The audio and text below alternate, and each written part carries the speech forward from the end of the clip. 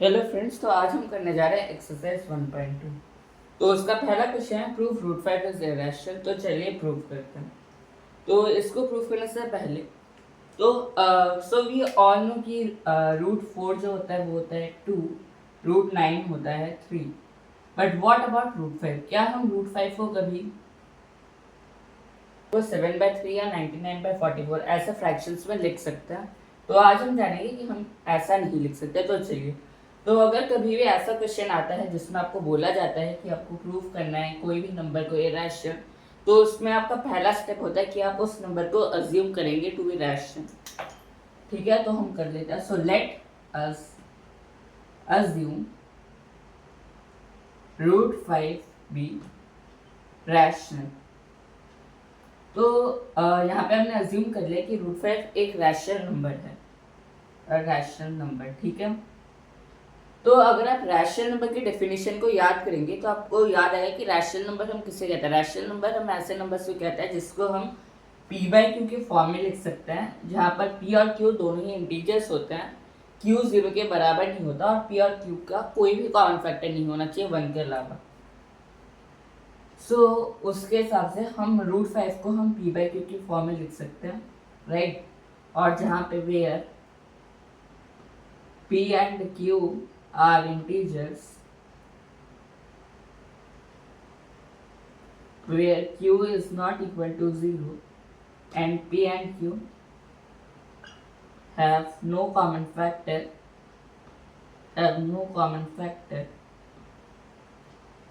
except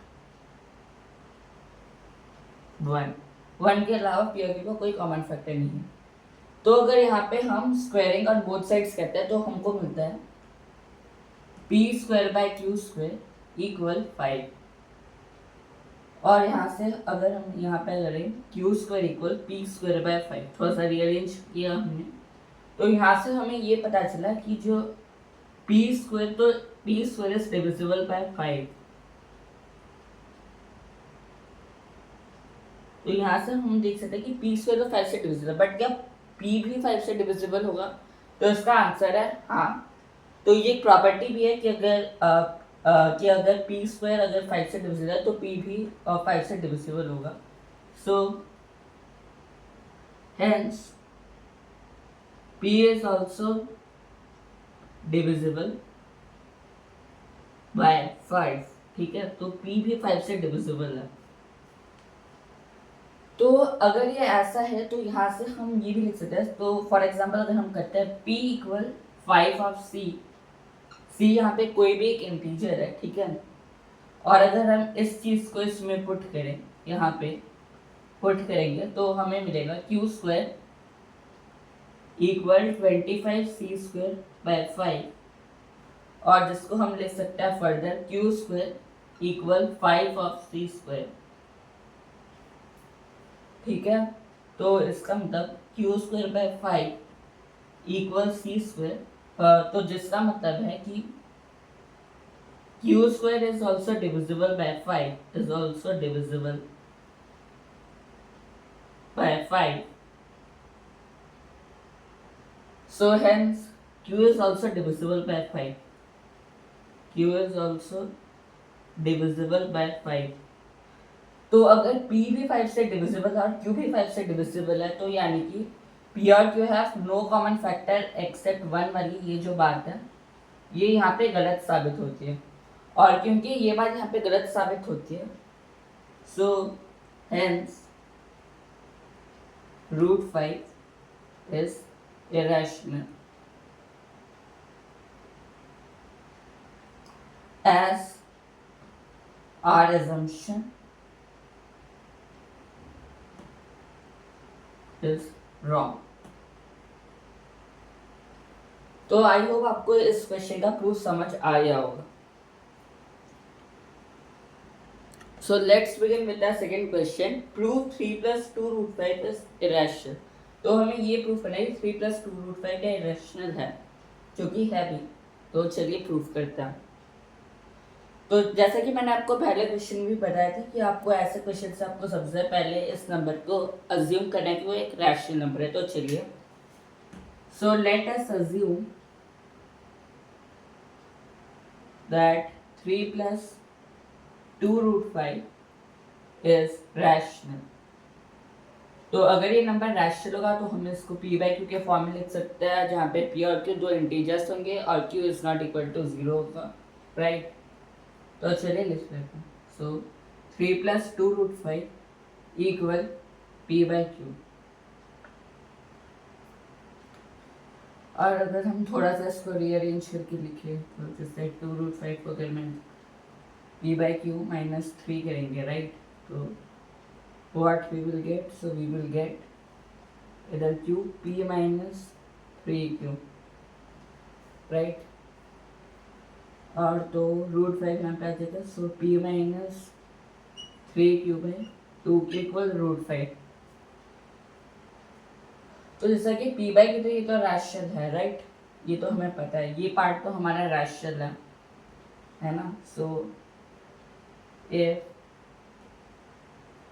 ये part अगर हमारा रैशनल है, ठीक है, तो इसका मतलब जो रूट 5 है, रूट 5 भी रैशनल होगा, बट ऐसा नहीं है, रूट 5 तो रैशनल है, ये तो एक फैक्ट है।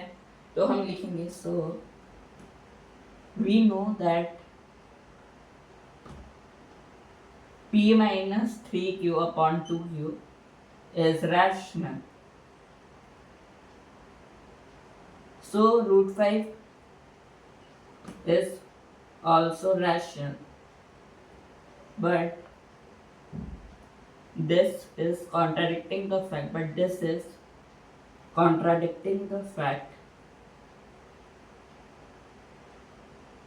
the fact that root 5 is irrational.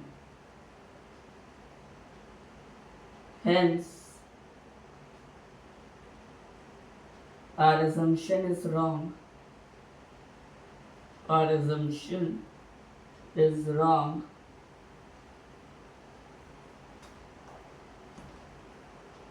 Three plus 2 root 5 is irrational.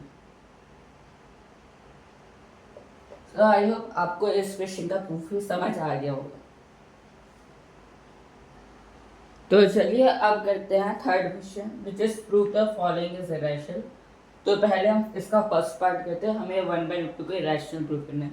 तो जैसे कि हम हर क्वेश्चन में करते आ रहे हैं पिछले 2 क्वेश्चन से, हम वही करेंगे। सो let us assume that 1/√2 is irrational, I mean is rational, sorry, हमें अज्यूम करना है कि 1/√2 इज रैशनल, ठीक है। तो हमने अज्यूम किया, तो जो रैशनल नंबर था हम उसको p बाई क्यू के फॉर्म में लिख सकते हैं, p और q इंटीजर्स होंगे और q is not equal to 0 होगा, राइट। तो चलिए, so 1/√2 equal p by q, right. So here we can, so √2 equal p by q, right. थोड़ा सा हमने रीअरेंज किया। So we know that p by q is rational, but so we know that p by q is rational, so √2 is also rational, but this contradicts the fact that √2 is irrational. Hence, our assumption is wrong.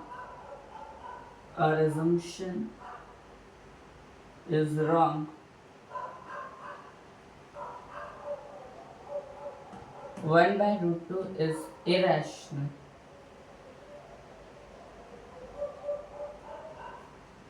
तो चलिए अब इसके second part को prove करें।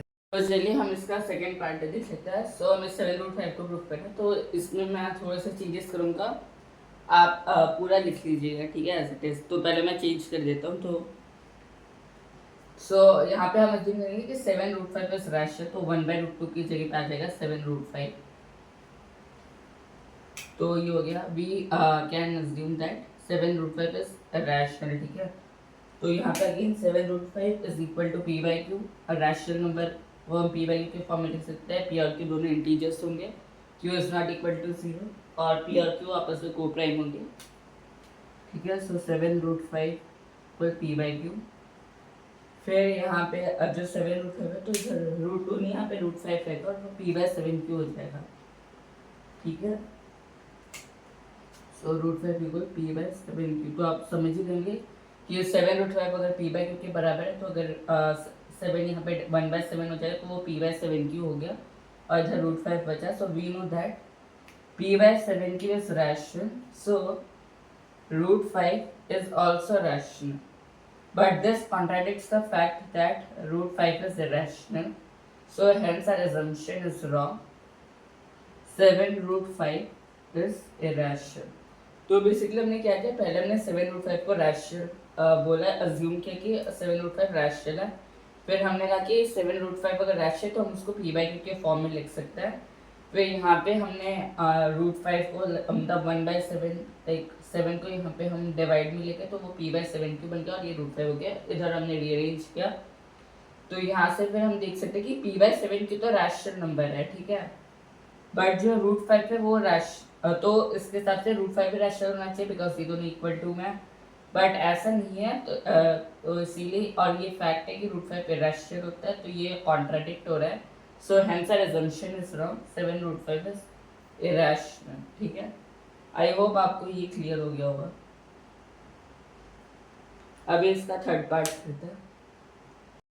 तो चलिए अब हम करेंगे इसका थर्ड पार्ट। 6 + √2 को हमें प्रूव करने के लिए रैशनल है, तो पहले हम अज्यूम कर लेंगे ये late us assume that 6 + √2 is rational, ठीक है। तो अगर ये रैशनल तो हम इसको पी बाई क्यू के फॉर्म में लिख सकते हैं। तो 6 + √2 equal P by Q.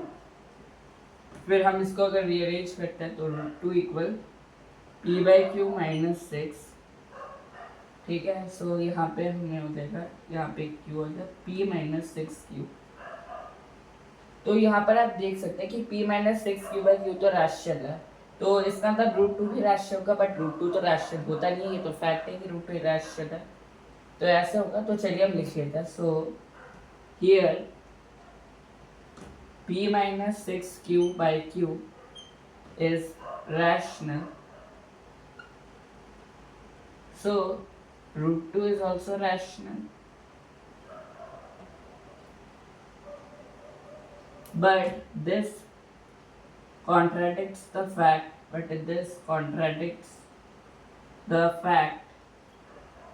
that √2 is irrational. Hence, our assumption is wrong.